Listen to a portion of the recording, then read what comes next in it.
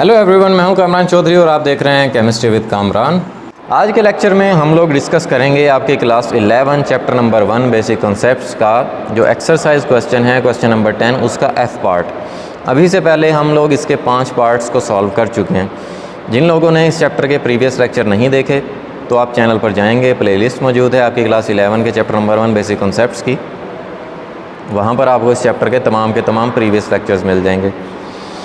अच्छा, तो आज के लेक्चर में हम लोग एफ पार्ट को सॉल्व करने जा रहे हैं।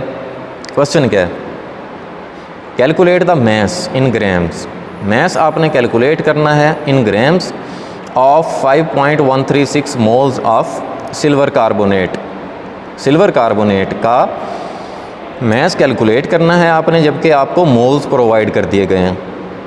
ठीक है, तो सोल्यूशन की तरफ आते हैं। इसके सबसे पहले डाटा राइट कर लेते हैं कि mass in grams of silver carbonate आपने कैलकुलेट करना है, मोल्स ऑफ सिल्वर कार्बोनेट आपको प्रोवाइड कर दिए गए हैं।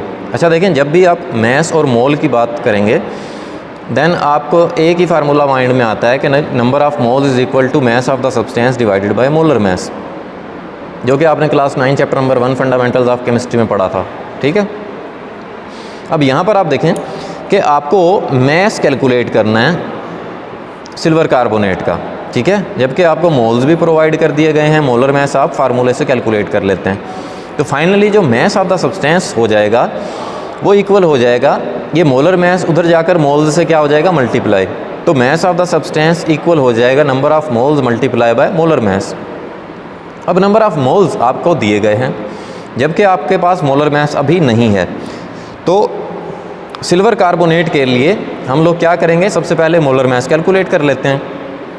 जब मोलर मैस कैलकुलेट कर लेंगे तो इस फार्मूले में वैल्यू पुट कर देंगे। ठीक है, और फाइनली हमारा आंसर आ जाएगा।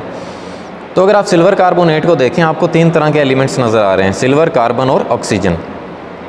सिल्वर का जो मैस होता है वो कितना होता है, 108। कार्बन का कितना होता है, 12। ऑक्सीजन का 16 होता है। तो हम सिल्वर कार्बोनेट में तमाम एटम्स के मैसेज को ऐड कर देंगे। 2 सिल्वर के एटम्स हैं तो 2 × 108 हो जाएगा, प्लस 1 कार्बन है तो 12, प्लस 3 ऑक्सीजन है तो 3 × 16 हो जाएगा। ठीक है, सो टोटल ये जो हमारे पास आंसर आएगा molar mass of silver carbonate वो आएगा 276 ग्राम्स पर मोल। अब देखें, मोल्स भी हैं आपके पास और मोलर मैस भी आ गया, तो दोनों को सिंपली आपने क्या कर देना है, मल्टीप्लाई कर देना है।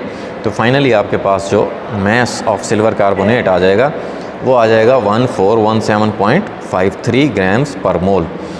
तो होपफुली आपको ये क्वेश्चन बड़े अच्छे से क्लियर हो गया होगा। फिर भी अगर आप लोगों के माइंड में कोई भी कन्फ्यूजन है, कोई भी क्वेश्चन है आपका, देन आप नीचे कमेंट सेक्शन में मुझसे पूछ सकते हैं। Thank you very much.